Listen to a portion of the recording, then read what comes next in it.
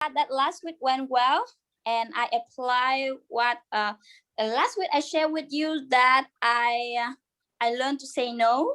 Yeah. So I decided a few events and a few activities at church that I stopped going to. Yeah.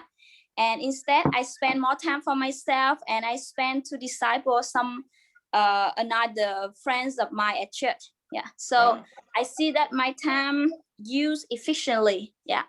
And I use the to-do list, you know, the priority, like the win, you know. Yeah.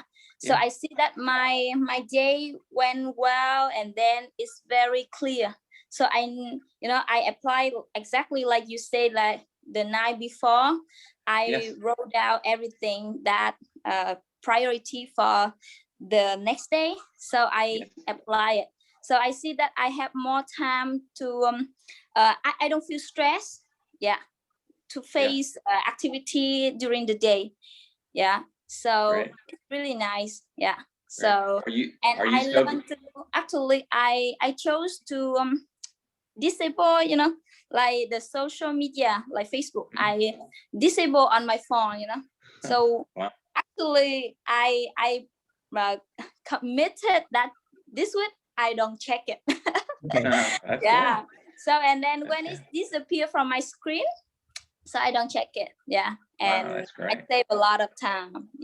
So that's very good. Okay, thank you. Yeah, that is great. Are you still going to sleep earlier like you said last week? Are you still going to bed earlier and then getting up earlier? A little bit earlier. I go to bed at 10:30 now. Wow. Well, it's quite early because before I go to bed at 11:30 or even 12. But now 10:30 I try to go to bed. And sometimes, you know, someday I have to teach late, so a maximum is 11 p.m. So I have a boundary. So thank you so much, Mr. Sip. Well, and it's good too to instead of trying to remember everything that you got to do when you wake up, to, like you said, to do that to-do list the night before, and then your mind can rest that, okay, I know what I got to do tomorrow, and then go to sleep. And then when you wake up, you can look at it. You don't have to be thinking, what do I and the first thing in the morning you go, what do I have to do? I know I've got a lot of things to do. You can just get your list out and start going through your priority list that you want to spend your time on. Yes, and I always keep in mind, you know, your quote. It say that success doesn't come, you know, when you know the things, but when you apply the things. Exactly. So I pray to God that I can do all things through Christ who strengthen me. So awesome. I go for it. That's great. Hey, Mike. Yes, Mike, we got a lot to cover, so I'm I love the examples, but I don't want to get short on time for teaching project management too, because I think this goes really well with what we taught last week. So okay, so now we will start our lesson today.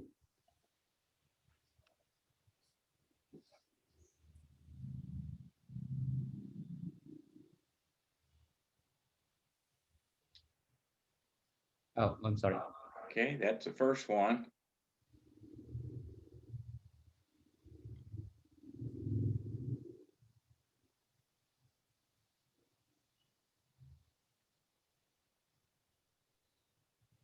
Yeah, here we are. Yes, there we go. Okay, chúng ta sẽ bắt đầu bài học ngày hôm nay ạ.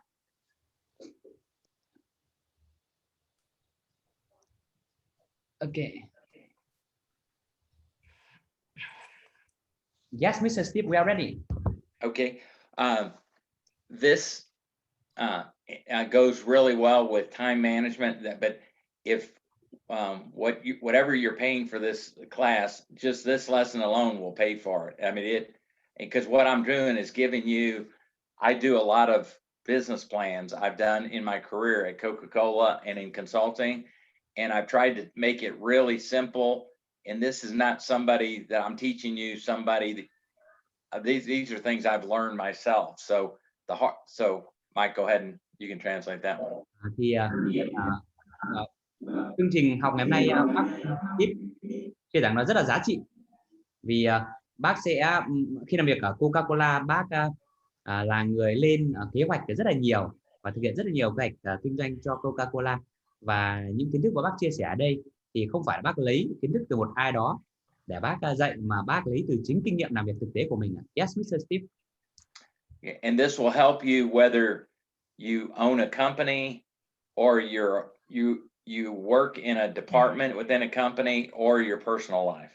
Yes. Những nguyên tắc này thì đều hiệu quả bất kể bạn là chủ một doanh nghiệp hay bạn đang làm việc trong một nhóm, hoặc là bạn muốn lên kế hoạch cho cá nhân bạn trong cuộc sống. Yes, Mr. Steve. The example I want to give before we get started, if I just said, okay, right in our group, every person needs to go to Hanoi, has to go to Hanoi, and you develop a plan for how you're going to get to Hanoi.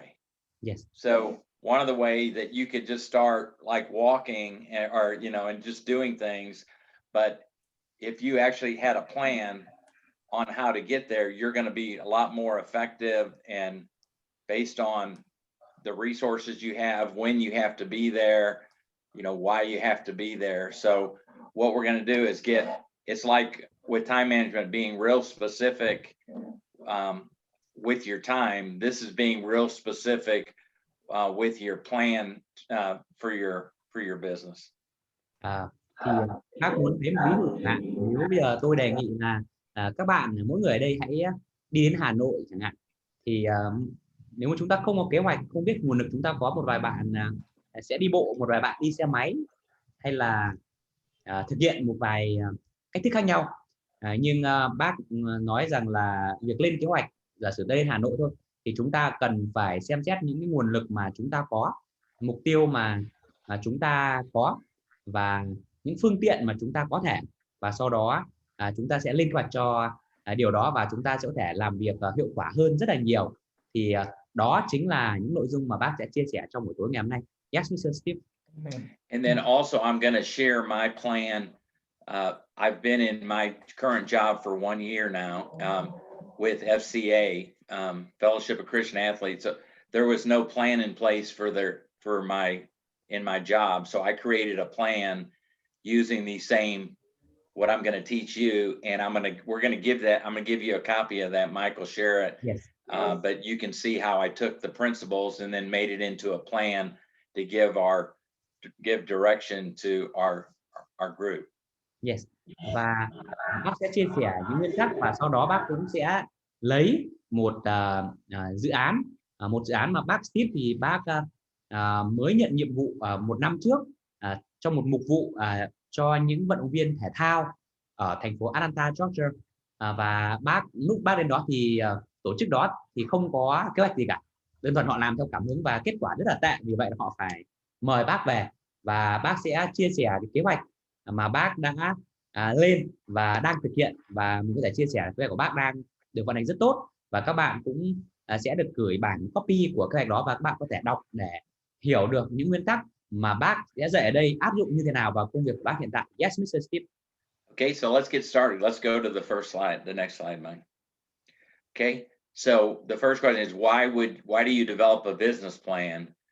So the first point, it really helps us to gain all the information necessary and all the facts to make the best possible choice that's available. Yes. So you take all the information, it helps you make the best choices that there are for success. Yes. Câu hỏi đầu tiên đó là tại sao chúng ta cần phải xây dựng một bản kế hoạch kinh doanh trước khi chúng ta bắt đầu? Thì điều đầu tiên đó là xây dựng kế hoạch kinh doanh sẽ giúp chúng ta dành thời gian để tập hợp tất cả những cái thông tin cần thiết để chúng ta có thể đưa ra những lựa chọn tốt nhất mà chúng ta có thể. Yes, Mr. Steve. Now, plan also helps you understand not only what you want to do, but the cost involved in money and people to achieve that plan. So you have to know, if you say if we're gonna do something, like what's the cost that for people and resources to do what trying to do. Yes.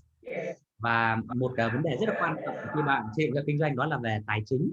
Thì khi bạn lập kế hoạch kinh doanh thì bạn có thể dự đoán được và kiểm soát được chi phí mà bạn sẵn sàng dành cho dự án đó và những chi phí bạn có, và hơn nữa đó là những cái con người mà bạn cần để lắp ghép vào để có thể hoàn thành được kế hoạch đó. Yes, Mr. Steve. So, and the third point is it provides a way, a process to share your plan and your ideas with people in your company, so they get a chance. Again, being a servant leader, we want to let other people see the plan and react to it, and even the least people that you would think are your employees could provide good feedback to let you know if they think that'll work or not work with your company. So Yes. Và một điểm nữa là các bạn có thể lập được một kế hoạch kinh doanh tốt, thì đây sẽ là một công cụ tuyệt vời để bạn chia sẻ ý tưởng và chia sẻ những cái phản hồi và đón nhận những cái phản hồi từ những cái người đồng nghiệp ở trong công ty của bạn. Nghĩa là bạn có thể chia sẻ tầm nhìn cũng như là đón nhận những phản hồi của những người đồng nghiệp về kế hoạch chi tiết mà bạn đã lập ra. Yes, Mr. Steve.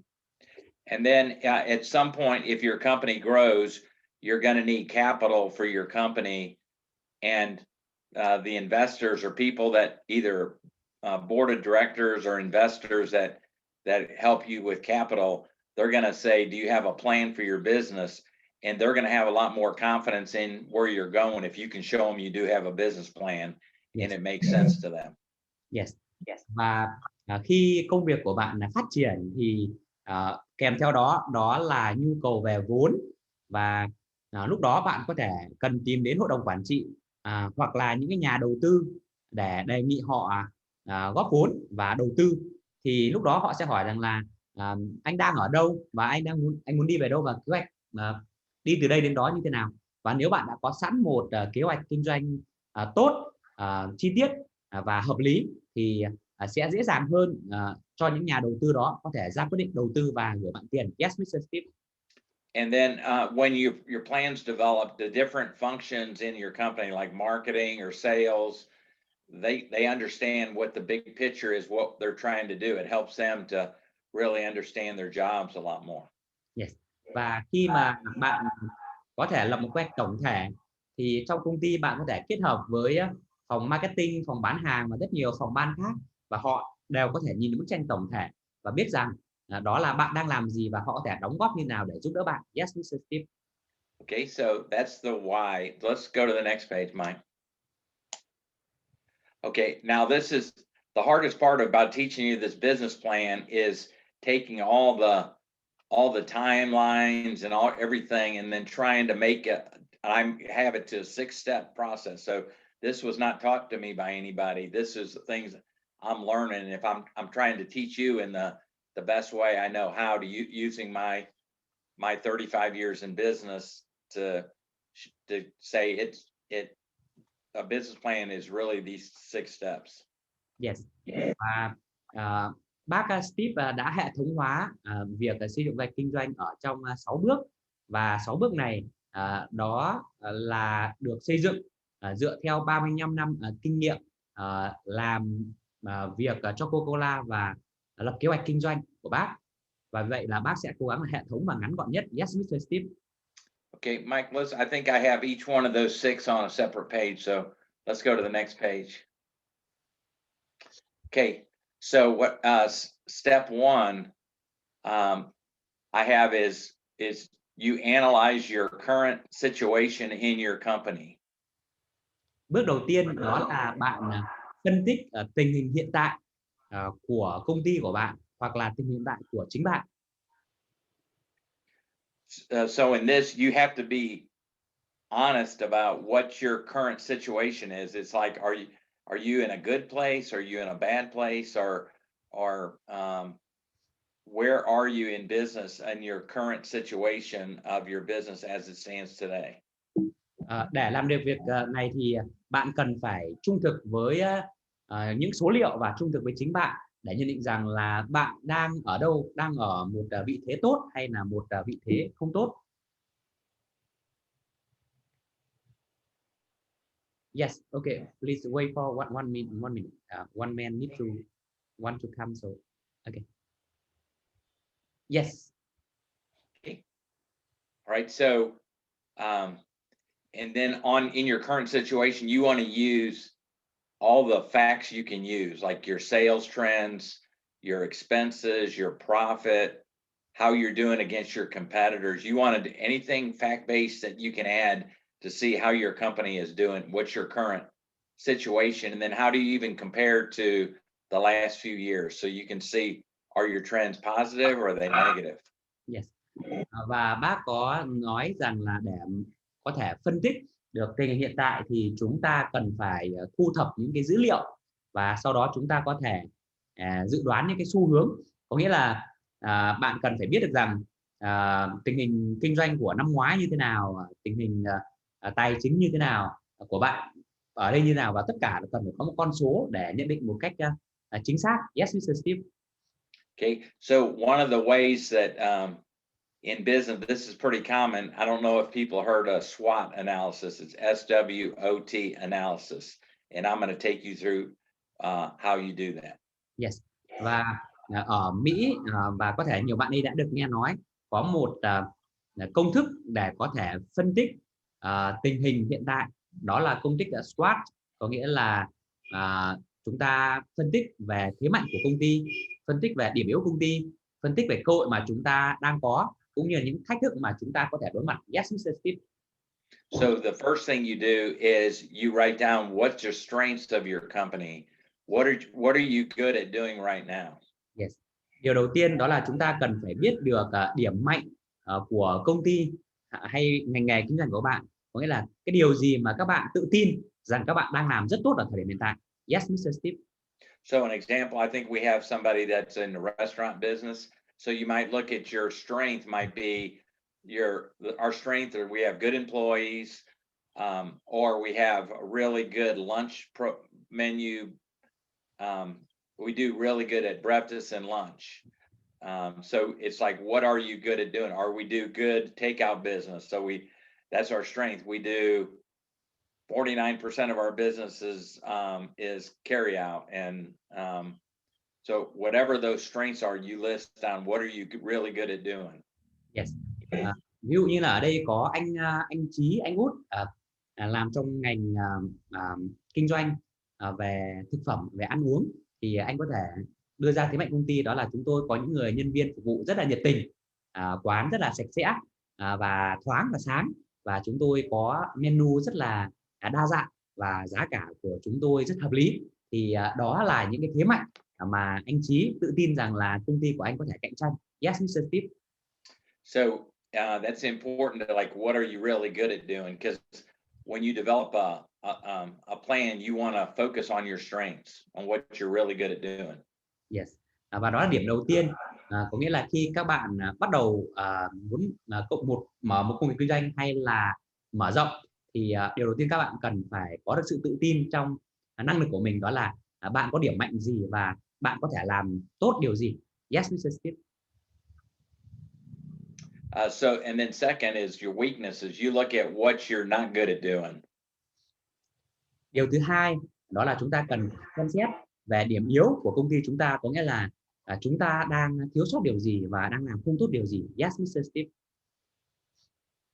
And then, so an example for a restaurant might be you're really good with lunch and you're good with breakfast, but your dinner business isn't that well.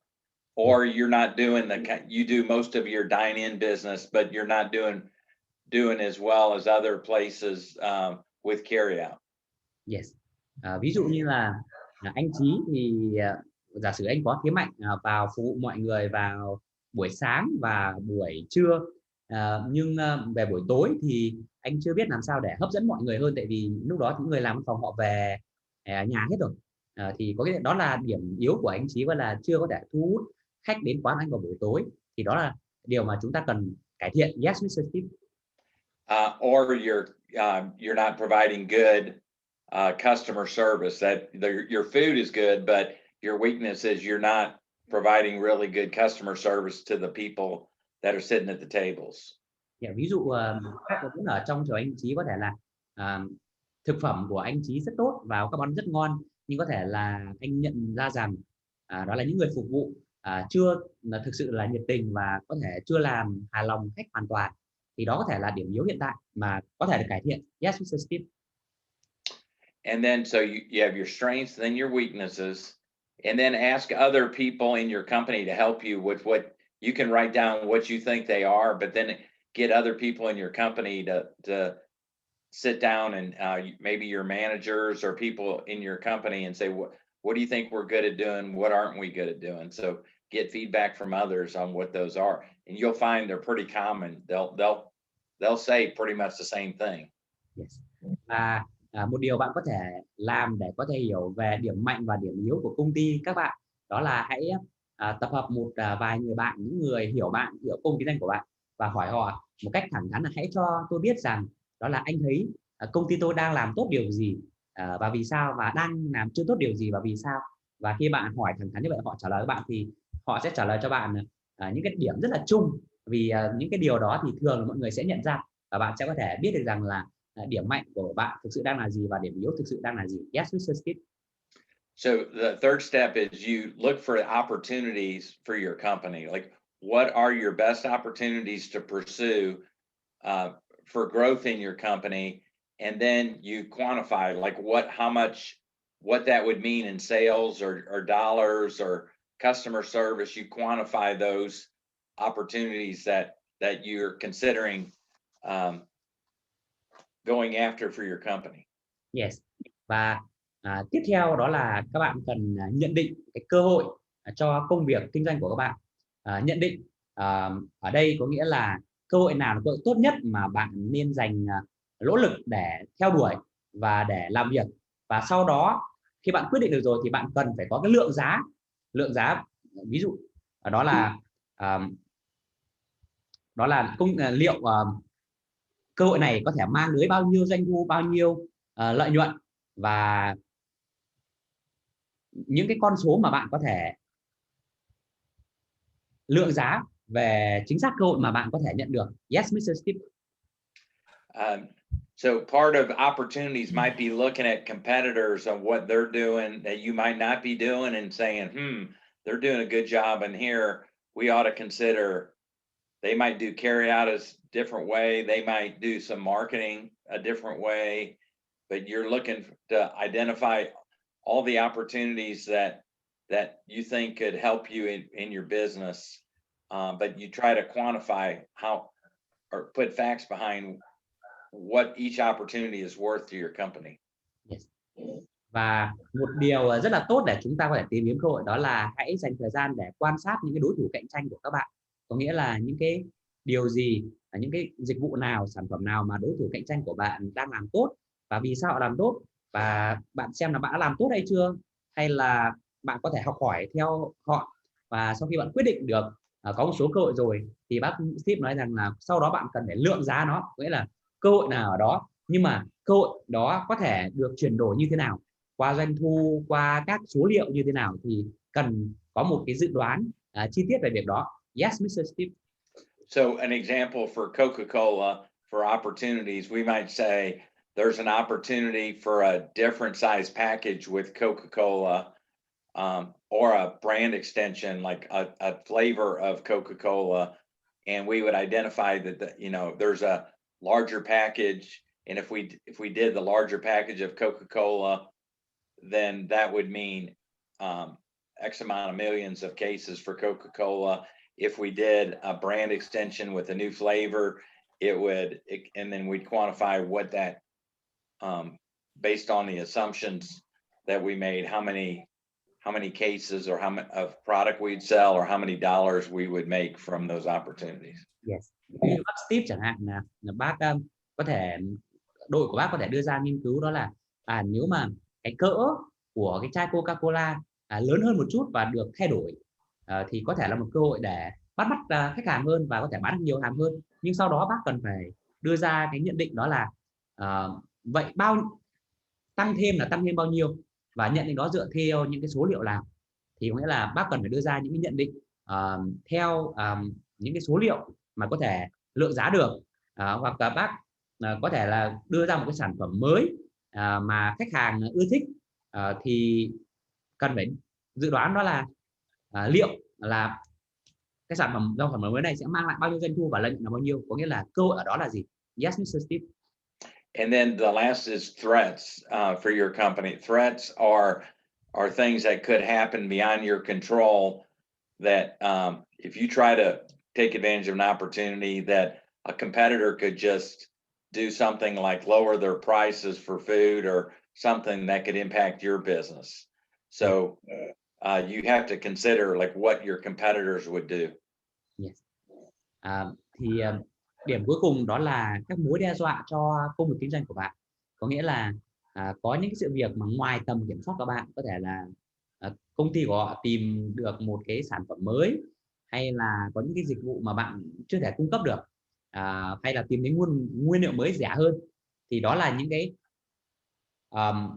những cái mối đe dọa mà bạn không kiểm soát được, nhưng bạn cũng có thể là dự đoán những cái điều đó để các bạn có thể lên kế hoạch phòng ngừa các trường hợp đó xảy ra, và qua đó có thể giảm thiểu thiệt hại nếu nó xảy ra. Yes, Mr. Steve.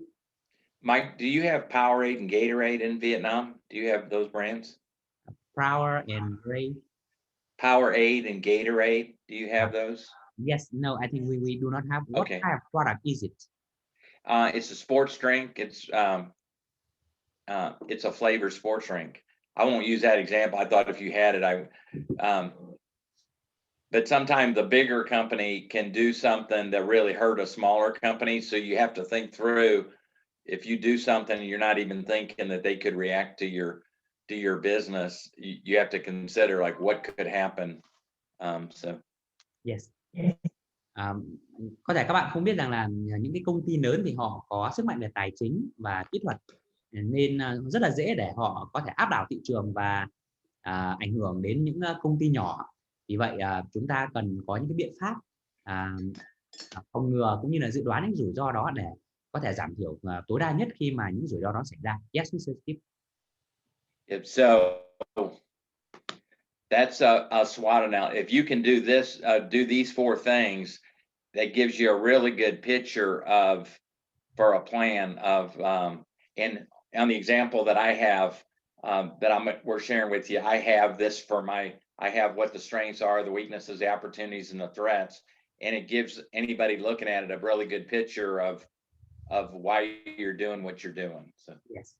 Và bác Steve nói rằng nếu bạn thực hiện công việc đánh giá về điểm mạnh, điểm yếu, cơ hội cũng như thách thức này một cách cẩn thận thì sẽ cho các bạn một bức tranh rất là tốt về tiềm lực cũng như cơ hội của bạn. Và bác Steve thì sẽ sử dụng một ví dụ, một cái kế hoạch mà bác đã lập năm ngoái cho vị trí hiện tại của bác trong một mục vụ, để các bạn có thể thấy được những cái nguyên tắc này áp dụng như thế nào trong thực tế và hiệu quả của nó như thế nào. Yes, Mr. Steve. Yeah, so you want to play to your strengths or maximize your strengths and minimize your weaknesses of your company. Or if you have weaknesses, look for some kind of plan to hire the kind of people that could fill those roles, or do something to minimize the weaknesses. But you try to, just like life, you try to do what you're good at doing. Yes.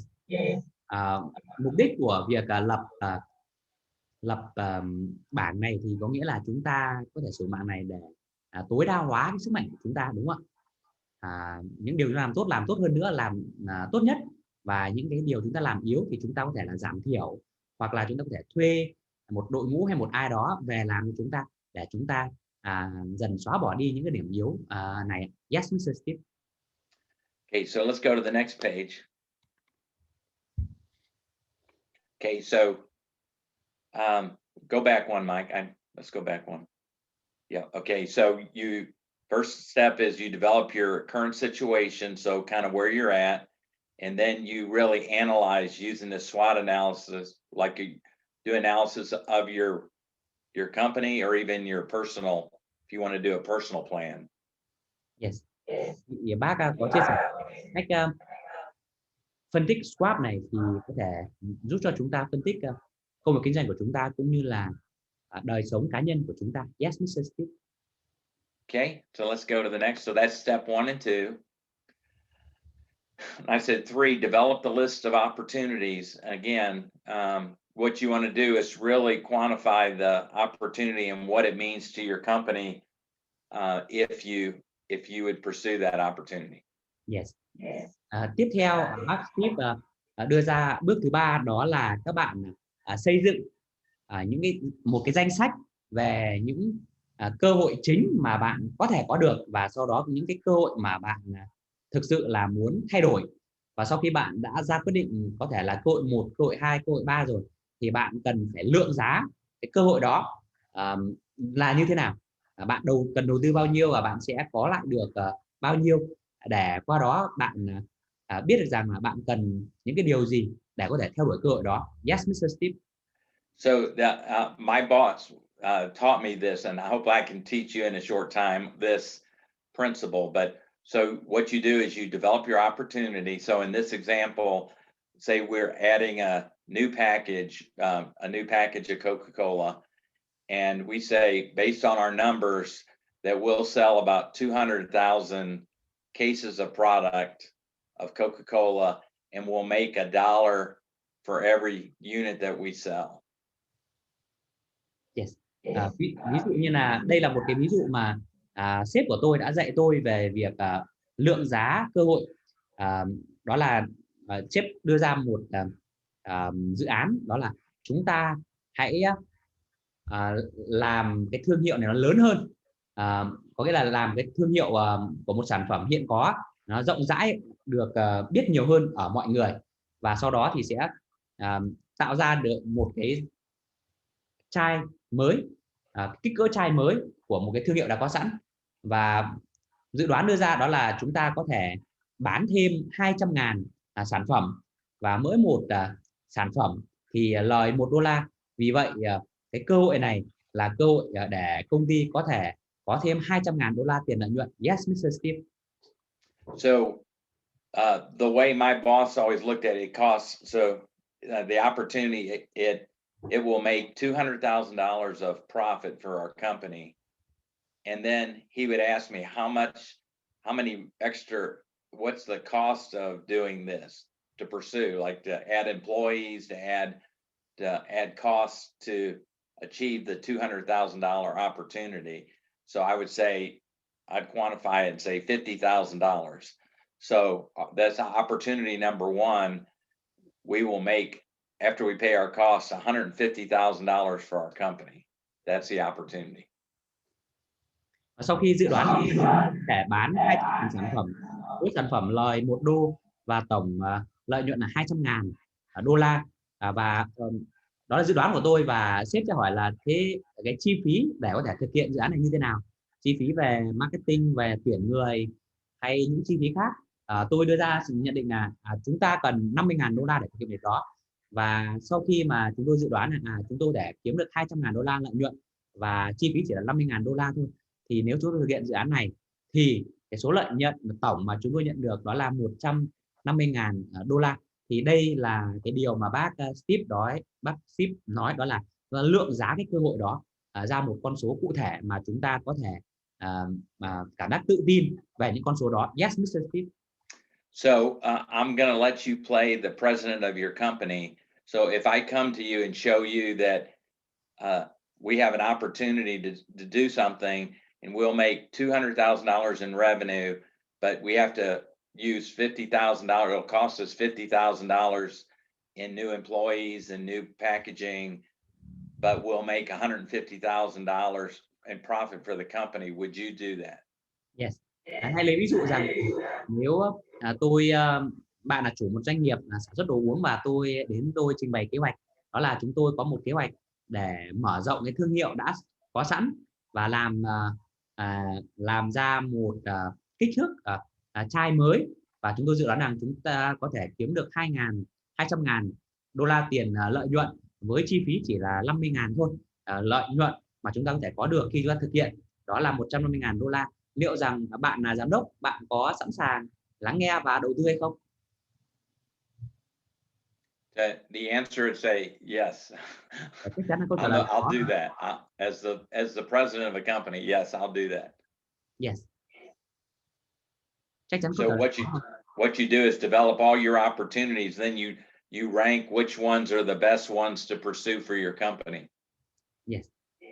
Cũng giống như là việc lên thứ tự ưu tiên ở quản lý thời gian thì bạn có thể lên một cái danh sách những cơ hội mà bạn muốn theo đuổi, và sau đó bạn bắt đầu là lên thứ tự ưu tiên, cơ hội nào là đầu tiên, cơ hội nào là thứ hai, cơ hội nào là thứ ba, và sau đó thực hiện lượng giá từng cơ hội đó. Yes, Mr. Steve. Okay, let's go to the next one, Mike. That's step 3. Okay, then step 4 is a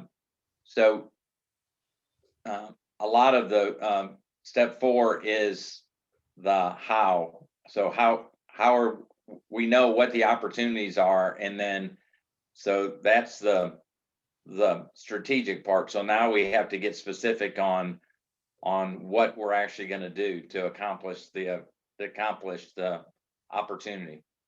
Bước thứ tư đó là chúng ta sẽ đặt câu hỏi, đó là làm như thế nào, có nghĩa là làm sao để sau khi chúng ta phân tích lợi thế cạnh tranh, cơ hội và đưa ra lựa chọn rồi, thì làm sao để chúng ta có thể thực hiện được điều đó. Yes, Mr. Steve. So and then what you want to have is in step 1 a clear vision of what you're trying to do, where you're trying to take your company. What are you trying to do? Yes. So have vision of where you're going for your employees, or for you, of where are we ultimately, what are we trying to do? Yes. Bước đầu tiên bác Steve muốn hướng dẫn các bạn, đó là các bạn cần phải có một cái tầm nhìn cho công ty của các bạn hay công việc của bạn, đó là bạn đang muốn đạt được điều gì, rõ ràng thực sự là bạn đang muốn đạt được điều gì, hãy cho tôi biết cụ thể. Yes, Mr. Steve. So you see here, rebuild the wall. I use an example in the Bible, in the Old Testament, of Nehemiah, who rebuilt the walls around Jerusalem. Yes. Ở đây các bạn có thể nhìn thấy chữ gọi là rebuild the wall, có nghĩa là xây lại tường thành. Thì ở đây bác đang trích dẫn một câu chuyện trong Kinh Thánh về một người lãnh đạo Do Thái, ông tên là Nehemi, và ông bị đày đi xa xứ, và sau đó thì Chúa kêu ông quay trở về thành phố Jerusalem để xây lại tường thành. Thì ông là người được Chúa chọn để xây dựng lại tường thành, và cái vision, cái tầm nhìn của ông đó là về và xây lại một bức tường thành hoàn chỉnh cho thành phố Jerusalem. Yes, Mr. Steve. So Nehemiah, basically his vision was to get everybody on board that the walls, he'd rebuild the wall all the way around Jerusalem to help fortify the cities, to help build the wall that would keep the people in Jerusalem safe, because the wall was torn down all the way to the ground. Yes. Và việc của ông đó là vẽ ra một cái tầm nhìn rõ ràng, và ông không xây bức tường đó một mình, mà ông cần tập hợp mọi người. Và khi ông có thể đưa ra một tầm nhìn rõ ràng như vậy thì ông có thể truyền cảm hứng cho mọi người và đề nghị mọi người đóng góp và hy sinh để cùng đạt được mục đích chung, đó là xây dựng lại tường thành và bảo vệ mạng sống cho mọi người. Yes, Mr. Steve. And the vision, it has to be easy for the people to see and understand and be a part of. So if your vision was to make a lot more money as the owner of a company, just to make a lot more money, so you make a lot of money, that's not going to provide vision for your employees. They're going to be like, okay, we're working really hard so the president can make a lot more money. That's not vision. Yes. Thì bác Steve có chia sẻ là khi bạn lập ra tầm nhìn cũng như là những mục tiêu thì nó phải là rõ ràng. Nếu bạn nói một cách cảm giác là rất là chơi, đó là tôi muốn công ty chúng ta kiếm được nhiều tiền, thì nhân viên sẽ ngơ ngác là kiếm được nhiều tiền bao nhiêu là nhiều và làm như thế nào, và nhân viên sẽ nói ô, vậy thì tất cả việc chúng ta làm đây là để cho người chủ tịch và những người lãnh đạo giàu hơn vậy chúng ta thì sao? Có nghĩa là đó không phải là một kế hoạch rõ ràng, và kế hoạch như vậy thì sẽ không truyền cảm hứng và không thúc đẩy được bất cứ ai cả. Yes, Mr. Steve. Okay. Then the second is goals. So it's like, what do you want to achieve, and be specific as possible. So I'm going to teach you a way. It's called SMART goals, SMART goals, that when you're setting a goal, these are things that, to make sure it's a good goal, you want to add these 5 things into your goal. So a goal is something you're trying to accomplish So I'm going to show you what they call SMART goals that will help you develop good goals. Yes. Và tôi sẽ hướng dẫn các bạn là thiết lập mục tiêu. Mục tiêu ở đây thì chúng ta cần phải trả lời hai câu hỏi, đó là bạn đang mong muốn đạt được điều gì, và sau đó thì bạn phải cụ thể nhất có thể ra. Và bác sẽ chia sẻ phương pháp gọi là SMART goals. SMART nghĩa là thông minh, nghĩa là chúng ta sẽ thiết lập một kế hoạch thông minh. Yes, Mr. Steve. Okay. So first thing is that goals have to be specific. So they have to be simple as possible, but real specific on what you're trying to do, not general. Yes. Kế hoạch của bạn, mục tiêu của bạn cần phải là cụ thể, có nghĩa là kế hoạch thì cần đơn giản, nhưng cần cụ thể, có nghĩa là bạn nhìn vào đó, hay là những người bạn của bạn nhìn vào đó, hay là mọi người nhìn vào đó, mọi người biết rõ rằng là bạn đang mong muốn thực hiện điều gì và có những cái số lượng giá nào để có thể đánh giá được điều đó. Yes, Mr. Steve. It has to be measurable, a way that you can track whether you're doing what you're trying to do or not do. Yes. Và mục tiêu này cần được lượng giá, có nghĩa là có cách thức để mà đo lường xem là đội nhóm của bạn đang ở mức độ nào ở mỗi một giai đoạn cụ thể. Yes, Mr. Steve. So an example of a specific and measurable goal would be would be to increase our sales by 3% or 5% versus prior year. Yes.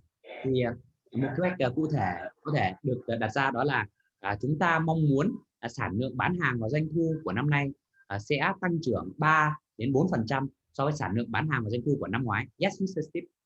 And then you can measure that because you're going to see how you're doing versus 5% sales increase. So you're only being specific, but you're measuring how you're doing against increasing your sales by 5%.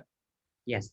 Thì khi bạn có thể đưa ra các con số như vậy, và sau đó bạn cũng sẽ kiểm tra những con số cụ thể mà bạn đã đạt được, thì bạn có thể là so sánh xem là bạn đang đạt hay là không đạt, và bạn cần phải điều chỉnh như thế nào. Yes, Mr. Steve.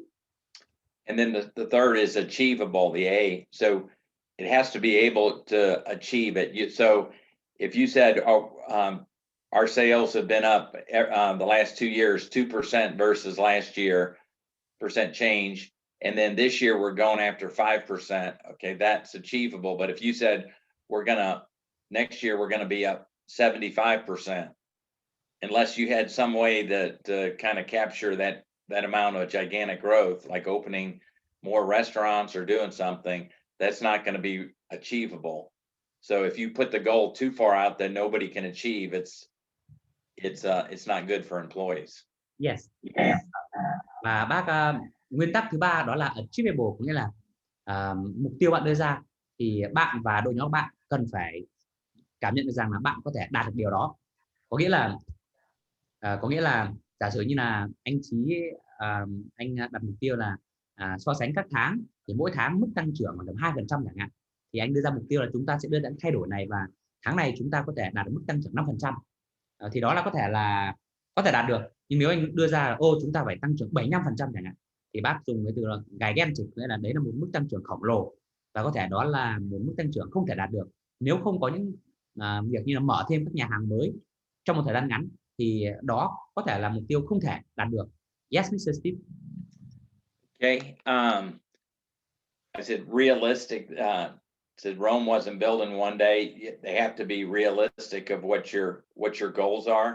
So an example, say if somebody was trying to lose weight and they said, I'm gonna lose 20 pounds in 1 week. That's not realistic. You might say, I'm going to lose 5 pounds a month for the next 4 months or 6 months, something that's realistic, that if you try to do too much in a short time, you'll get frustrated and not continue to go after the goal. Yes. Bước tiếp theo đó là kế hoạch của bạn cần phải là một kế hoạch thực tế, có nghĩa là một kế hoạch đó, một lần nữa đó là bạn cần nhìn vào cảm nhận là bạn có thể làm được.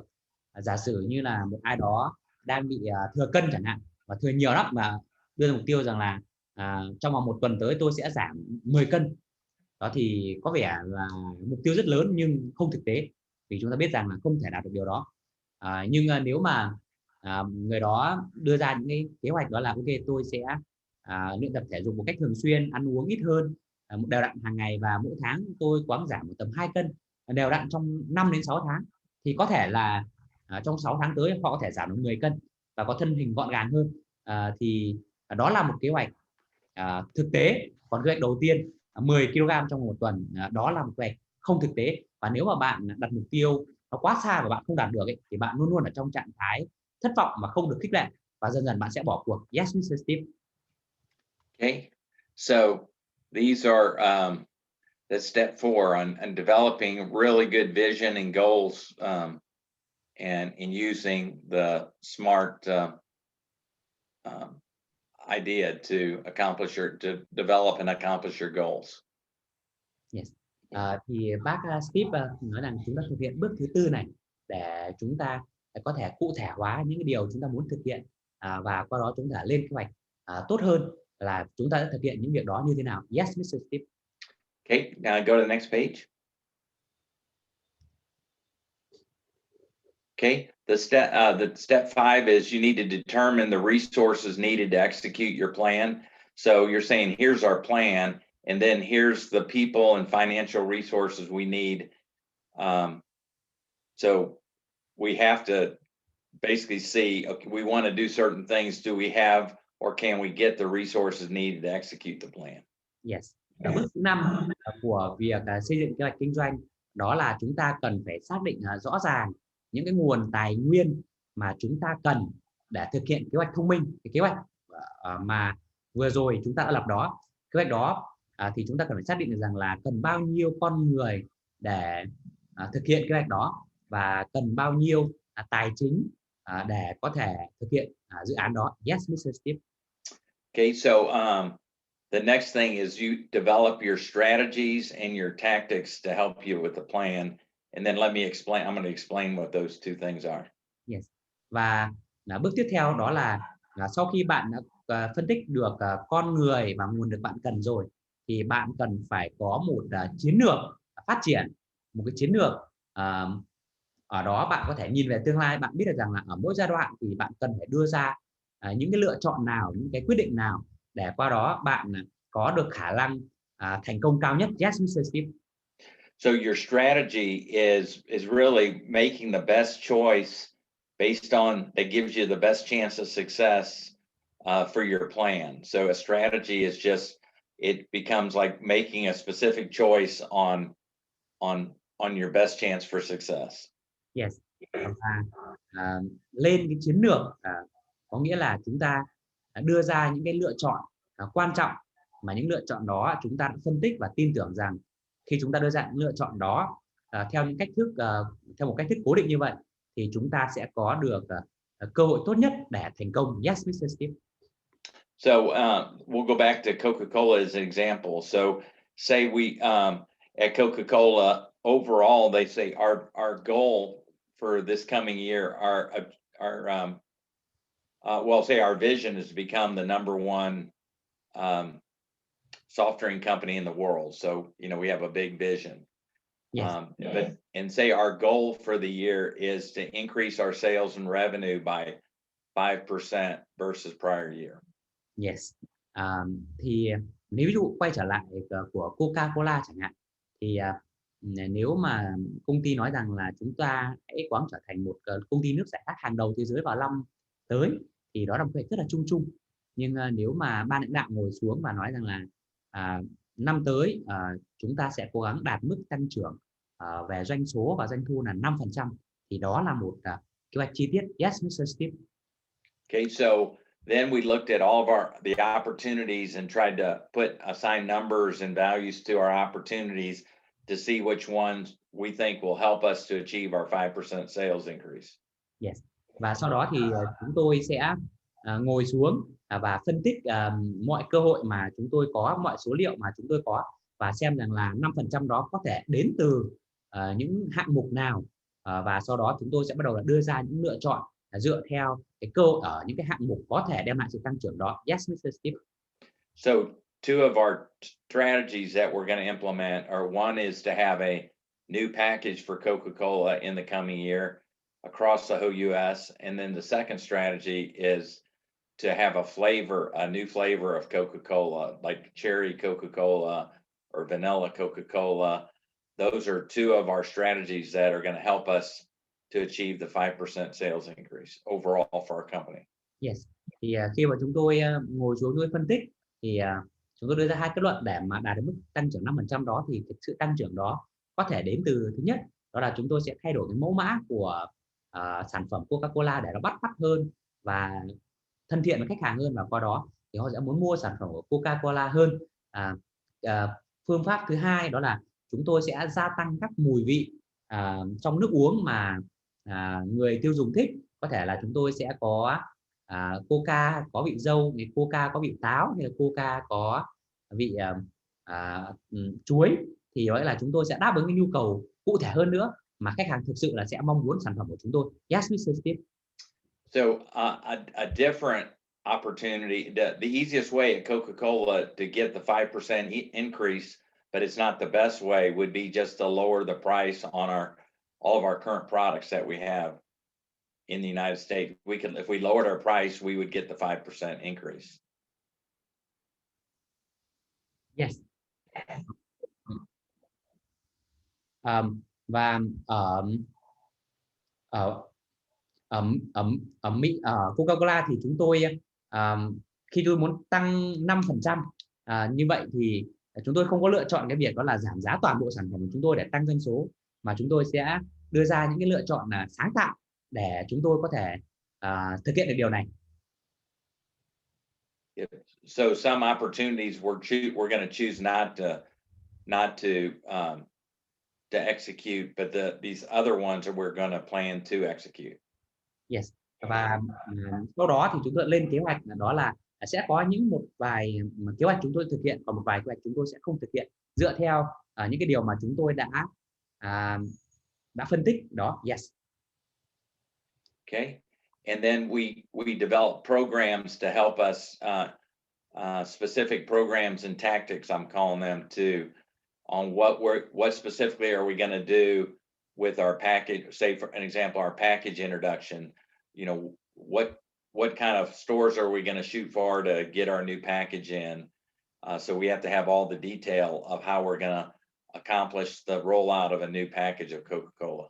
That's what the tactics in the plan is. Yes. Và cái việc tactics với là những cái chiến thuật, chiến lược và chiến thuật khác. Chiến thuật thì có thể chiến lược thì lớn hơn, còn chiến thuật thì sẽ là một vài cái điểm có thể là thêm các sản phẩm ở các cửa hàng khác nhau, hay trưng bày ở những cái vị trí khác nhau, thì chiến lược lớn hơn, còn chiến thuật chỉ là một số cái công cụ nhỏ hơn để thực hiện cái chiến lược đó. Yes, Mr. Steve. Okay, can you go to the next page, Mike? This one's kind of on the screen. It's kind of in between. Oh, yes. Okay, please wait for me. Someone call me, so I be interrupt a little bit. Okay, wait a minute. This is the last step here, so we're getting toward the end here. So. Oh, wait, just one second. Oh, yes.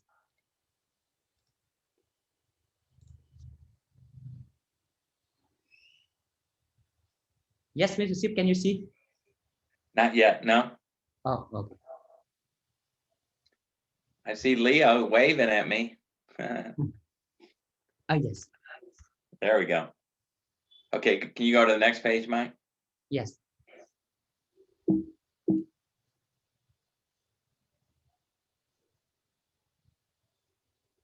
Okay, go back to the last step. Go one back. Okay. So the last step is to go review the plan with your team and get feedback from the people that you work with on the information, and ask them for their feedback, and listen to your employees. Ask them to provide feedback on based on what they know. Yes. Review. Yes. Ba cái bước này có nghĩa là chúng ta sẽ xem xét lại kế hoạch của chúng ta với các thành viên trong nhóm và sau đó chúng ta sẽ có nhận lấy cái phản hồi và sau đó đưa ra sự đồng thuận cùng các thành viên trong nhóm. Mr. Steve, can you wait for me maybe just 30 seconds? Someone Sure. called me for some urgent thing, and Okay, sure. I think I just need 30 seconds to Okay, confirm with him. sure. Okay, Sure. and people please spend time to talk to Mr. Steve a little bit. Okay, sir. Why? I mean, like when I see the step number 6 is Yes. we need to review the plan with our team member. So why we not review the plan with the team member earlier? Like replace the step number 6 and step number 5. Why? Yes. Yeah, I think ideally you're right, exactly. Well, you do it the whole time, not wait until the end. But I would, if you can, and what I would say is that the other steps, you might review it with a smaller team, like your management group, or where you really work on the particulars of identifying the opportunities. But at some point, so to answer your question directly, I think you should start like in step 1, including your other people. But it's like you got to determine, if you try to share it every step with all your employees all the time, it's not productive. So I would say, whether you do it on step 5 or 6, but at some point when you bring the bigger group in, you always have, I would, as a servant leader, I would always have my management, and we work together on it. So it's not my plan, it's our plan, and everybody gets a chance to add to it or give feedback. So you're right. But I would start with a smaller group in step 1, even maybe your management team or people, your key leaders in your group. And then, but at some point you can get to a bigger group, buy them food, buy them lunch, and say, hey, let us take you through what some of the opportunities and things, and get your feedback. I see. All right. Thank you very much, sir. Yes. The only thing, if you get an example, like I spoke to, when I was in Vietnam, I spoke to a company that they did makeup. So, I talked to everybody. So what I would say, there was a management group over the leadership of sales and marketing, and those are the people I'd do the plan with and get all their feedback from the departments. But at some point I would like to go, hey, no matter what, if you answer telephones, come on in here. We're going to show you our plan that we're talking about, and we want your feedback. Because an example could be that, so there's a lot of young ladies that work for their company. Well, I'm a 63-year-old man, and if I'm doing a plan, I might think it sounds good and looks good, but somebody raises their hand and they go, hey, for girls in their 20s, this is not the kind of makeup that I think, our plan should be against these things, like we should be going after eyebrows, this or do that. And you're like, wow, that's great feedback. So anytime you can, especially if you have people in your company that use your product, it's really good to get them involved. Or if your product's geared to ladies, you're talking to ladies, and as you're going through the plan in your company, that'll provide you good feedback. And sometimes it might take a little bit to get them used to being honest, because sometimes they just want to tell you what you want to hear. So you got to go, no, tell us if you don't agree, tell us, because you'll help us. And they might go, yeah, that's not good. And you're like, why isn't it good? And you focus on what the feedback is, not on the person. You not go, well, don't tell me it's not good. Then they won't talk to you. Awesome. Understood now. Thank you. Okay, we're back to the flow. Thank you, Mike. Thank you. But I think, Leo, it's a good thing that you're thinking to get them involved earlier, because you can't get them involved too late. So, I'd agree. I agree with that. Anytime but my only comment on that is to get a smaller group that to work on most of it, and then at one point get the bigger group to get them involved, and so they had some feedback. All right. Thank you, sir. Yeah. Sure. Yes, Mr. Steve, I'm so sorry. No, so I think when people are on the same page on what the business plan is, that then you can give the piece to the sales so they understand what's coming. The marketing people understand, and they're good at taking their part of it and developing their plan for their department. Yes. So an example, like even warehouse, say you decide you're going to do a new package and then a brand extension for Coke, man, the warehouse group might say, we don't have any room in our warehouse for any more products, or and you have to figure out how we're going to get additional warehouse space to cover your product. Or you might need some different types of you might need more of a social media marketing person to help you with a particular product, and you don't have that person in place yet. Or so again, it's real important to get that feedback and agreement going forward that you're doing the right thing. Yes, thì bác có chia sẻ đó là bước này, đó là bước chúng ta tập hợp đội nhóm của chúng ta và chúng ta trình bày kế hoạch mà chúng ta đã lập ra, và sau đó chúng ta sẵn sàng lắng nghe những cái phản hồi của những người bạn đồng nghiệp. Giả sử trong trường hợp này, nếu mà ai đó muốn phát triển bán hàng thêm thì nghĩa là sản phẩm sẽ nhiều hơn, nhưng mà những người phụ trách về nhà kho nói rằng là nhà kho đã quá tải rồi, không thể có thêm nữa, thì lúc đó là vấn đề thì bạn cần phải điều chỉnh. Hoặc khi bạn đưa ra kế hoạch như vậy thì đội ngũ marketing nói rằng là chúng ta có những vấn đề như sau, và để thực hiện kế hoạch này thì chúng ta cần có những cái điều này, thì bạn cũng sẽ điều chỉnh. Thì ở đây bác Steve nói rằng là bước thứ 6 là rất quan trọng, đó là chúng ta lắng nghe những phản hồi và sau đó chúng ta điều chỉnh, để sau đó toàn đội nhóm hiểu được kế hoạch của chúng ta và đồng ý là cùng thực hiện. Yes, Mr. Steve. Mike, can you show the other plan I sent from FCA? So I want to give you an example that I used a year ago with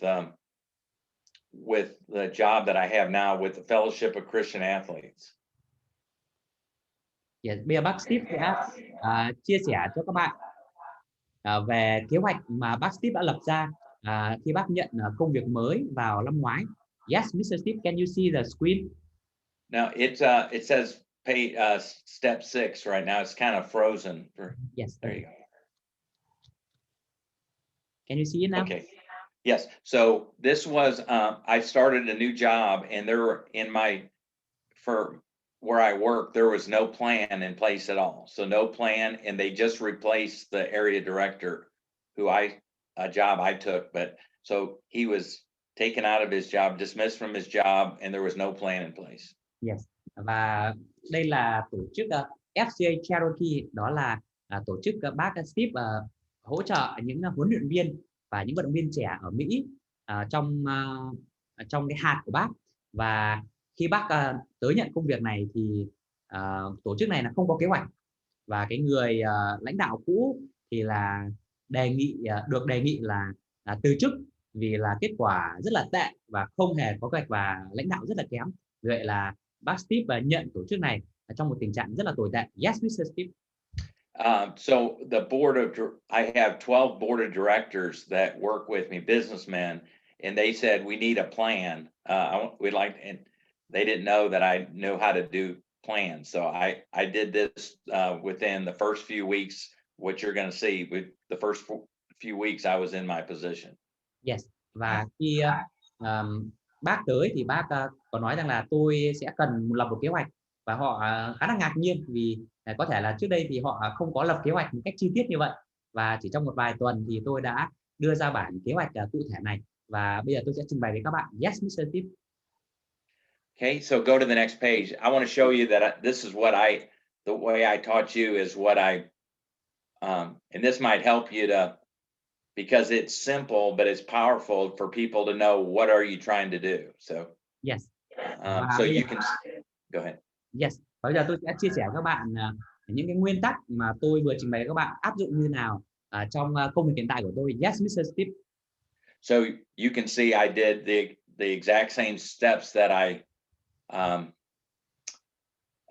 did. That I developed a vision and then did a current situation so people understood exactly what we're trying to do. Yes. Đầu tiên khi bác Steve tới, đó là bác cần xây dựng một cái tầm nhìn, những cái điều mà bác Steve mong muốn xây dựng và cái tổ chức FCA trở thành như thế nào. Và bước thứ hai bác thực hiện đó là bác đánh giá tình hình hiện tại. Yes, Mr. Steve. And then on the right hand side, I just tried to creatively put where it says the numbers 1, 2, 3, 4. Those are the 4 strategies that we're trying to accomplish our plan. Và các bạn có thể thấy là ở bên tay phải của chúng tôi, chúng ta là tôi đánh số 1, 2, 3, 4. Đó là bước từng bước cái chiến lược mà tôi thực hiện và xây dựng cái tầm nhìn mà tôi đã vạch ra. Yes, Mr. Steve. And then over to the right hand side in the purple, those are specific things that we're going to do, the tactics to execute our plan. Yes. Và các bạn có thể thấy rằng là sau cái phần tường thành 1, 2, 3, 4 đó, các bạn thấy là phần bên tay phải có cái gạch đầu dòng ấy, ở màu có thể là màu da cam và màu nâu đó, thì đó là chiến thuật. Có nghĩa là với mỗi một bước chiến lược như vậy thì những cái chiến thuật từng bước mà tôi sẽ thực hiện sẽ theo các bước như thế này. Yes, Mr. Steve. So with this document, it really helps me to we have 10 employees that work with me. So I have 10 employees and 12 board members to get everybody on the same page on what the plan was that we're going to operate for this last year. Yes. Và sau khi tôi lập xong kế hoạch này và tổ chức của tôi thì có 10 nhân viên và có 12 người tài trợ cũng như là trong ban quản trị. Vì vậy là tôi trình bày kế hoạch của tôi, tầm nhìn của tôi với 10 nhân viên và 12 thành viên hội đồng quản trị đó để cùng thống nhất và đón nhận những phản hồi của họ, và sau đó chúng tôi sẽ đưa ra một kế hoạch chung dựa theo kế hoạch mà tôi đã lập ra. Yes, Mr. Steve. So, you know, our overall vision that people are excited about is through our work that we feel like we're going to transform our county, Cherokee County, for Jesus. So it's like that's a big task, and it's only possible if God helps us to do it. Yes.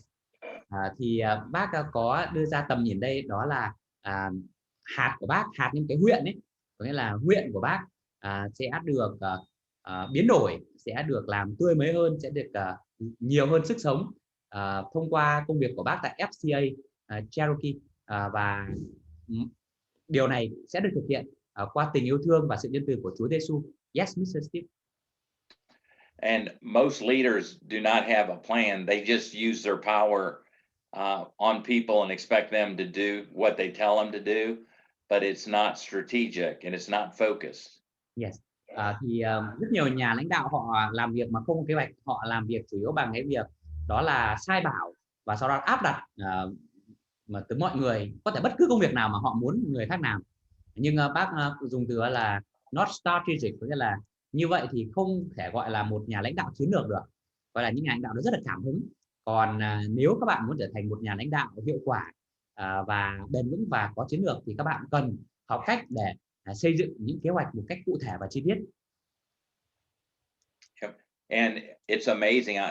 I've been at FCA a year now. It's amazing to see almost all of our programs and strategies have been executed this year because our plan was clear and everybody understood what they're supposed to do. Yes. Và bác Steve, bác cảm tạ Chúa và cũng rất là hài lòng vì những chiến lược của bác và những chiến thuật của bác đang được thực hiện sau một năm bác thực hiện nhiệm vụ tại FCA. Vì tất cả mọi người, cả những nhân viên cũng như thành viên đồng quản trị, những người tài trợ cho bác đều biết rõ ràng rằng tổ chức đang làm những việc gì và làm như thế nào và vì sao làm những điều đó. Yes, Mr. Steve. And so my goal as a leader, I want to be a servant, so everybody understands what the vision is, and then what our goals are, and then I work and help serve with the people to achieve. I don't go sit down in my office and say everybody else has to work and I've done my work. I go and I help them to achieve the objectives and the goals that we're trying to do for this year. Yes. Bác Steve xác định rằng trong dự án này thì bác sẽ trở thành một người phục vụ cho mọi người, có nghĩa là bác sẽ lên kế hoạch và bác sẽ thống nhất với mọi người và sau đó cùng thực hiện cùng mọi người.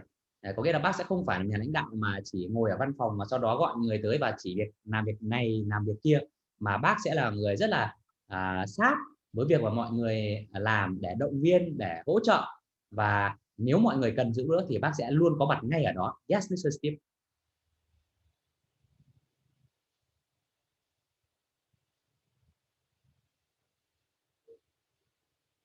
Mr. Steve. In your office would be to bring some clothes and go work in the warehouse and unload a truck that's coming in and say, hey, my job today, I'm going to work with you guys to help unload this truck. The people have more respect for you because you helped them, took a day to help them and find out about their families and about them, their name and their families, than anything you can do in your boardroom that day or your office that day. Yes. Thì bác Steve có thể lấy cái việc là phục vụ, và đây là một điều mà mình nghĩ rằng là bác Steve làm rất tốt, đó là bác chia sẻ mọi người trong công việc. Giả sử như là nếu có một cái xe tải mà chuyển hàng tới chẳng hạn ấy, thì bác là người lãnh đạo nhưng bác cũng sẵn sàng dừng công việc lại và bước ra để cùng dỡ hàng xuống, hoặc bác sẵn sàng dành thời gian để tìm hiểu về gia đình, tìm hiểu về tên thành viên gia đình và những nhu cầu của những người nhân viên, và qua đó để bác có thể có những kế hoạch để phục vụ mọi người tốt hơn. Thì đó là cái điều bác Steve nói, đó là người lãnh đạo phục vụ có thể hạ mình xuống, khiêm nhường, quan tâm mọi người và tìm hiểu nhu cầu để qua đó đáp ứng được những nhu cầu của những người nhân viên, và qua đó những nhân viên đó yên tâm có thể làm việc và cống hiến cho tổ chức. Yes, Mr. Steve. Or you tell all your employees that you're going to buy them lunch, and instead of ask them to do anything, say, I just want you to come. I want to say thank you by buying you lunch once a month or once a year, and just to say thank you. You don't ask them to do anything. You just go, hey, I just want to thank you, and I'm going to let's meet in our big conference room or downstairs someplace, and I want to buy everybody lunch. So stop working and let's just eat lunch together and talk. Yes. Và bác có chia sẻ là nếu các bạn mong muốn phục vụ những người nhân viên dưới quyền và thỉnh thoảng hãy làm một cái điều gì đó vượt ngoài mong đợi của họ. Giả sử như là hãy tập hợp tất cả nhân viên nói rằng là hôm nay tôi sẽ mời các bạn đi ăn một buổi đặc biệt, và họ hỏi lý do là gì, thì không có bất cứ lý do gì cả, đơn thuần một điều là tôi cảm ơn và trân trọng những đóng góp của bạn mà thôi, và tôi chỉ mong muốn được phục vụ các bạn mà thôi. Thì đó là các bạn làm vượt ngoài mong đợi của những người nhân viên, là thể hiện rằng là bạn quan tâm và yêu thương họ. Yes, Mr. Steve. Yeah, so that's I know they sound simple, but it can be powerful if part of the success of a company is the ability to try to make say, for example, at Coca-Cola, our business plan might be 200 pages long. So I have a 3 or 4 page plan for my work right now. And if you can really be good, you can get it down to 3 or 4 pages of what your plan is, to be able, I use it all the time to explain to people what we're trying to do, where we're going, what our, where our staff's working on. So I use that all the time with people. And it keeps reminding me what I'm supposed to do. Yes. Bác có chia sẻ đó là ở Coca-Cola khi bác lập dự án hay lập kế hoạch chẳng hạn, thì một kế hoạch thường có độ dày khoảng tầm 200 trang, thì bác và cùng một đội nhóm thực hiện cho cả mỗi cái dự án lớn. Nhưng các bạn vừa xem đó là cái dự án của bác khi bác nghỉ hưu và bác nhận một công việc trong một vụ, thì bác lập một cái kế hoạch trong khoảng tầm 3 đến 4 trang giấy thôi, và đó là những cái điều rất cụ thể, đơn giản nhưng có thể trở thành những điều vô cùng có sức mạnh để bạn có thể biết rằng bạn đang đi đâu, và hơn nữa là bạn có thể giao tiếp với mọi người, biết được rằng là bạn muốn họ cùng bạn đi về đâu. Yes, Mr. Steve. So my final point is, if you think back of the video last week that Mike showed, what we're really doing is identifying those big rocks, the big opportunities, to put those into your company first, and that no matter what we do, we're going to do those, focus on those big rocks, and then everything else, however everything else comes in, is fine. But the main thing is doing those, having a plan of what those big rocks are, and then being focused to do those things. Yes. Khi bạn lên được một kế hoạch cụ thể và một cái chiến lược cụ thể, thì cũng giống như là video chúng ta xem lần trước, có nghĩa là chúng ta sẽ tập trung vào những cái điều lớn, những hòn đá lớn, đúng không ạ? Chúng ta sẽ không bị mất tập trung. Những cái điều nhỏ nhỏ khác có thể tới, nhưng luôn luôn là những cái lớn đó nó ở trong ngay trước mắt chúng ta, và chúng ta sẽ không bị mất tập trung và không bị lạc hướng. Đó là sức mạnh của việc lập một kế hoạch chi tiết, cụ thể và hiệu quả. Yes, Mr. Steve. Yep. So that's it. That's It's basic. I think I have a homework page, Mike, I put on the back of the presentation, because I'd like you guys to think through the last page of what we covered today, Mike. Can you see it? I see a general screen, or with your. Okay. Let's check again. Yes, can you see it? Yes. So I just said try to work on steps 1 and 2 for your company, like or yourself. You might be your own self. You know, your current situation, and then kind of a SWOT analysis for where you're at, or where your company or your department or you are personally. Just like, hey, what so you can do it either if you want like a company or department, or your personal plan, and then just use my example as the that we just showed for my current job. If you want to kind of look at the work, or because I would like to be able to do this for you to that one of the things that come out of these classes that you can start it, and Mike and I can keep looking at part of your business plan and giving you advice on, so you kind of come up with some kind of either a business plan or a personal plan from these lessons. I think it'll help you. Your company will be so blown away if you can take this to them, and it'll help you. And if you work for somebody else, I think they'll be real impressed the way you're thinking it through. So Yes. Thì bác Steve có một homework cho chúng ta, đó là chúng ta hãy thực hiện bước 1 và bước 2 ở trong 6 bước mà bác Steve vừa hướng dẫn chúng ta. Và như mình có gửi buổi sáng ngày hôm nay, có nghĩa là mình có gửi bản kế hoạch cho FCA của bác Steve, và các bạn có thể in cả 2 bản ra, nhưng mình có in ra giấy đây. Và sau đó các bạn có thể kiểm tra từng bước của bác Steve để hiểu những điều bác nói, và sau đó các bạn kiểm tra kế hoạch của FCA, và sau đó các bạn thấy được rằng là những điều bác hướng dẫn và những cái điều bác đang thực hiện nó liên kết với nhau như nào, và các bạn có thể hiểu được cách thức tư duy của bác.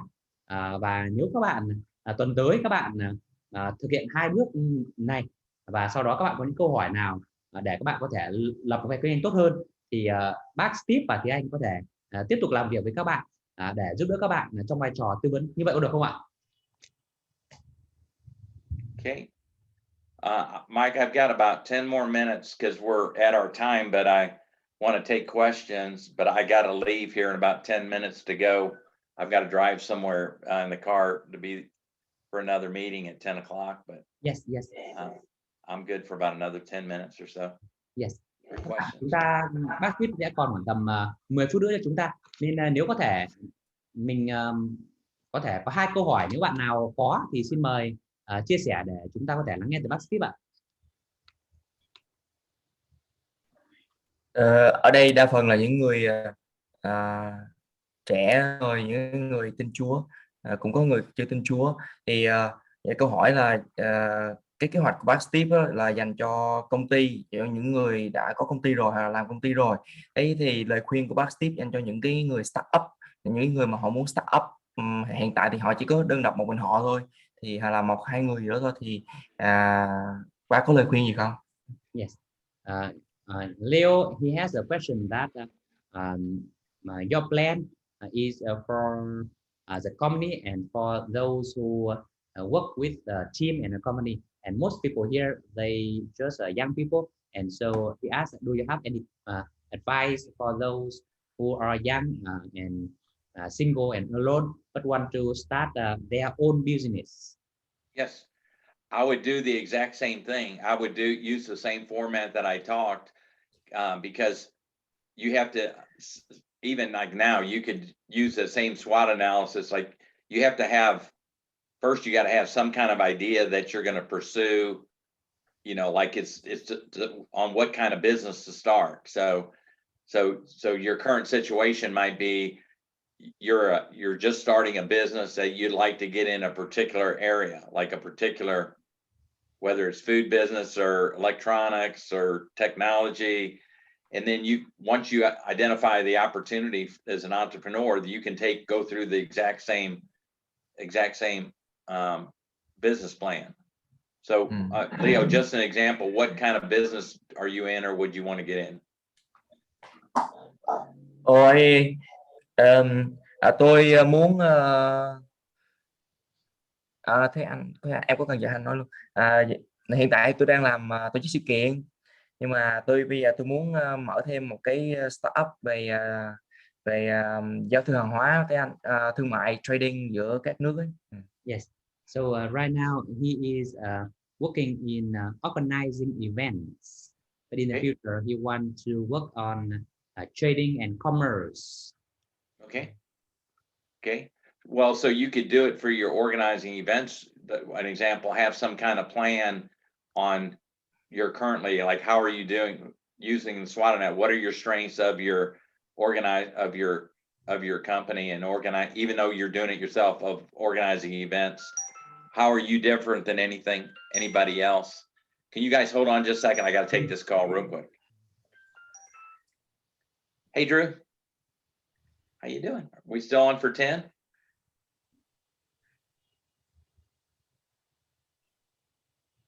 Thì anh có nói thông báo gì không? Ai có nói gì? No. Nói đi. I'm actually finishing it. But we had said open roads, but I'm fine, whatever. I'm still home, so I can go wherever you want me to go. Sure. Okay.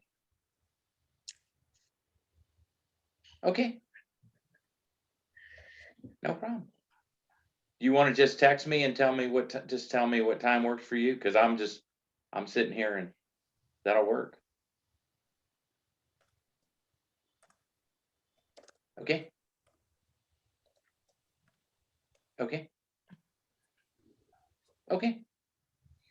Yeah, that is. Yep.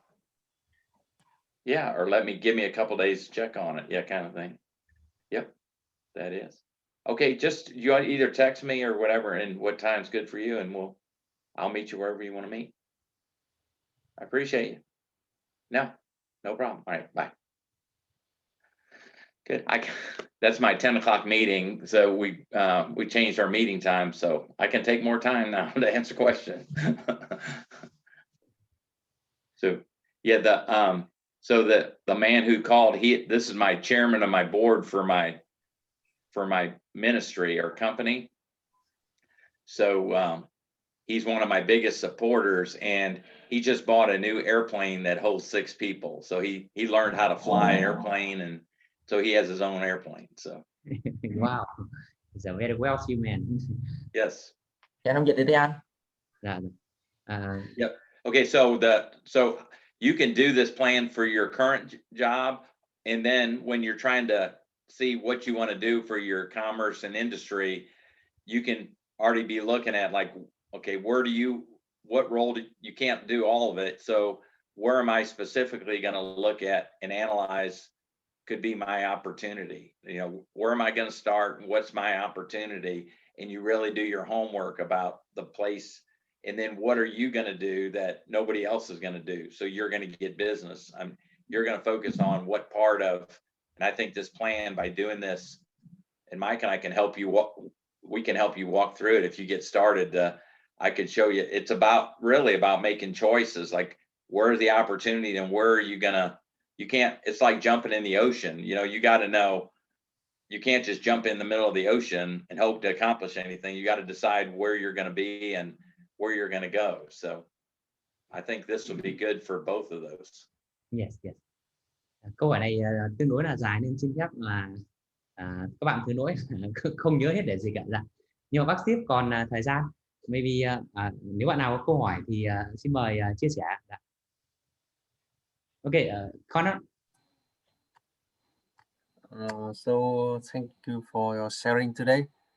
And I would like to ask some question about analysis current situation. Okay. I think it's the very first step and very, very, very, very important step, but it's very hard, right? It's very hard. Yeah. Know where we are is very hard and very important. So can you share a little bit how to analyze it, customer market, market, and how to research market, Okay. and how Yeah. to know this I mean that this in this channel, how can how many customer can we achieve? Okay. I'm Yep. very quite hard Yep. to do. Connor, what kind of business are you in?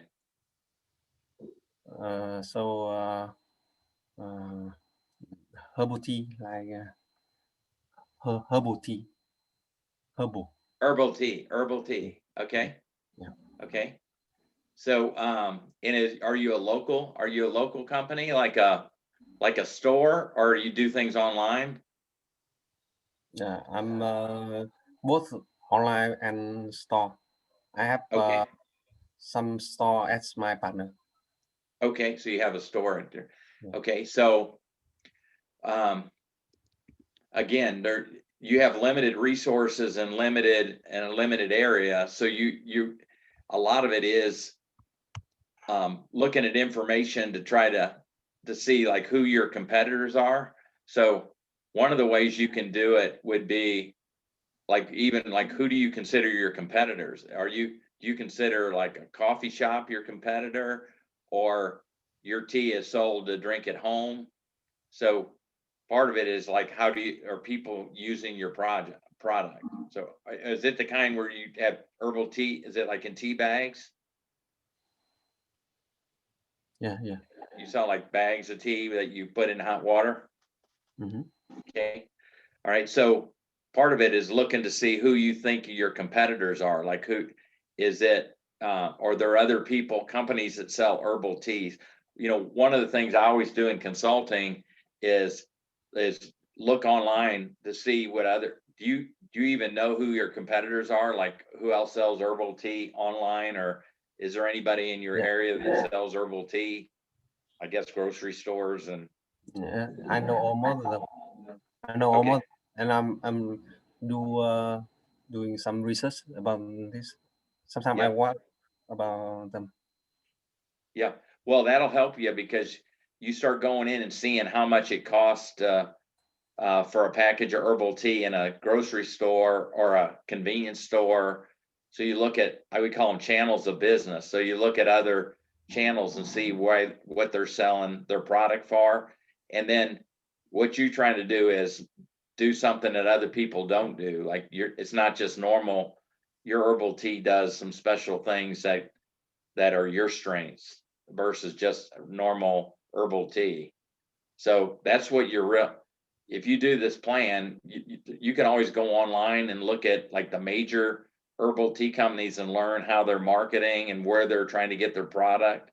So what I would get, just the short answer, Mike and I can work with you on it, but the short answer is basically do your homework online and see what other herbal tea companies, even like in the United States or other countries, are doing for their marketing and for their packaging, and the things that you like, that you see that, it might be like, hey, I'm going to do some of these things because they work. And if you can get any kind of data from stores, or like how the product sells, I mean, you can even go to a store and ask somebody like, what are your best selling herbal teas? And they go, well, this one and this one are my two best sellers.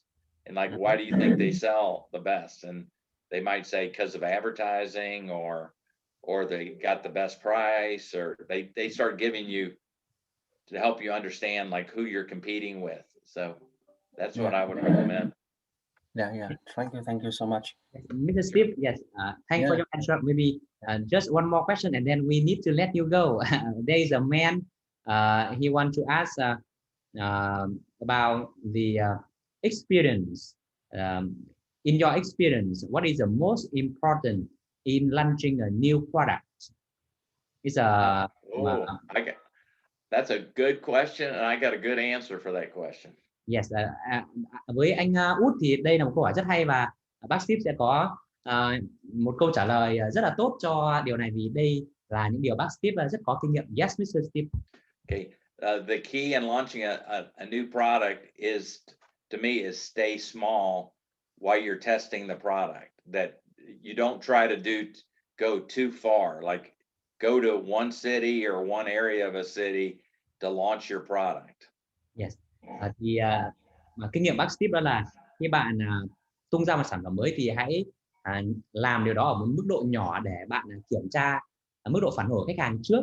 Từ bác Steve khi mà tung ra một sản phẩm mới thì bác không tung ra trên toàn nước Mỹ mà chỉ tung ra ở một khu vực hay là một thành phố để kiểm nghiệm mức độ đón nhận của khách hàng mà thôi. Yes, Mr. Steve. And then also try to sell the new product. If you sell other products to customers already, try to sell it to an existing customer that'll let you put in the new product. Yes. Và nếu mà bạn đã bán được những cái sản phẩm trước đây cho họ rồi thì hãy tìm cách liên hệ với khách hàng đó và giới thiệu cái sản phẩm mới của bạn cho họ. Yes, Mr. Steve. Because you already have a way to get your products to that store, it's better to already go someplace where you're at as opposed to having to have more people and more trucks to go deliver your new product. Yes. Có nghĩa là khi có những cái khách hàng ở những cái địa điểm đã chấp nhận sản phẩm cũ của bạn rồi thì khả năng rất là cao họ cũng sẵn sàng chấp nhận sản phẩm mới của bạn ở đó. Yes. So I would say use your existing customers if at all possible for the new product.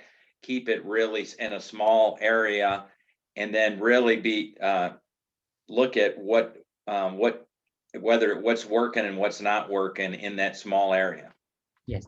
Thì bác Steve nói rằng là hãy tận dụng những khách hàng đã sẵn có của bạn và sau đó thì thực hiện việc này với một quy mô nhỏ để kiểm tra, và nếu hiệu quả thì bạn có thể dần dần nhân rộng, còn nếu chưa hiệu quả thì bạn có thể cải tiến. Yes, Mr. Steve. And then you can use the success of the product in a small area. You learn from that and you correct your mistakes before you go big and wide with a new product. Yes. Sau khi bạn thử nghiệm ở một quy mô nhỏ và thành công rồi thì lúc đó thì bạn có thể bước từng bước để phát triển và nhân rộng cái sản phẩm của bạn. Yes, Mr. Steve. And in the United States, most of the companies make a mistake of trying to go too big across the country, and it costs way too much money. They don't have enough money or the distribution systems or marketing to reach a broad area, and they run out of resources. Ở Mỹ rất nhiều công ty họ đã phá sản vì cái lỗi đó là họ có thể nghĩ rằng sản phẩm tốt và sau đó họ sẽ cố gắng là mở rộng mạng người bán hàng ra toàn nước Mỹ trong thời gian rất là ngắn, và sau đó họ không tính toán về hệ thống vận chuyển, hệ thống phân phối và quy trình quản lý, và sau đó là cả hệ thống họ bị sụp đổ. Yes, Mr. Steve. Yeah, that's my advice. Và đó là câu trả lời của Steve. Tell him that's 35 years of marketing advice in that answer. I've seen over and over people fail because they try to go too big too fast with product introductions. Yes, Mr. Steve. Và bác Steve có chia sẻ đó là kinh nghiệm của bác và quan sát của bác trong 35 năm làm về kinh doanh và marketing, có nghĩa là chúng ta cần phải bình tĩnh thử nghiệm ở một quy mô nhỏ và dựa vào những điều chúng ta đã có, và nếu mà làm tốt thì lớn dần lên, chứ đừng có tất tay một lúc tất cả mọi thứ, và nếu mà nó gãy một cái thì gãy tất cả luôn. I think Mr. Steve, I agree with you, and I feel like be encouraged because of what you said, because at Mercy we have me and Nam and Kevin and some other. We are working together as a small team, and we trial and error and learn a lot, and gain a lot of experience, and get expanded a little bit more and more, and the risk not too high, just us, and I think I feel peace when I approach that way. Yeah. Even Coca-Cola started out in one store with one man, and it grew into the international company. It started at a drugstore in Atlanta, Georgia, with one store. So. Giả sử như công ty Coca-Cola, các bạn thấy lớn như vậy, thì là câu chuyện Coca-Cola bắt đầu hơn 100 năm trước cũng chỉ là một cái hiệu thuốc mà thôi. Vậy là một hiệu thuốc bán một cái loại nước mới, tưởng là chữa bệnh được nhưng thực ra lại người rất là thích uống nên trở thành nước giải khát luôn. Yes, Mr. Steve. And it started, Coca-Cola started in 1886 Yeah, in Coca-Cola bắt Atlanta, đầu Georgia. vào 1886. Yes, Mr. Steve. Okay, so we want to say thank you for spending too much time for us and very useful lesson for us. And so people please remember our homework. I'm sorry, I speak Vietnamese. Mọi người xin mọi người hãy nhớ bài tập của chúng ta, đó là làm bài bước 1 và bước 2, và sau đó các bạn có thể là so sánh những điều bác Steve đã dạy và kế hoạch của bác, và sau đó rút ra những kinh nghiệm, và rất mong mọi người quay trở lại chia sẻ bài tập 1, 2 của các bạn và những câu hỏi mà các bạn sẽ có, như vậy được không ạ? Yes. Okay. Oh, we have a new member, Mr. Steve. Coca. Toàn cho Mr. Steve. It's my son. No, Mike, we have 2 new members. Wait, that's 2 new members, not 1. 2. Yeah, 1, 2. That's a young. He's part of our team. His son is part of our team. That's why I have my staff have several young children, and I just tell them, hey, you have them on the Zoom call, have them be, I understand all that, so don't, yeah. So I said they're part of our team. So I talk to the kids too, besides the team members.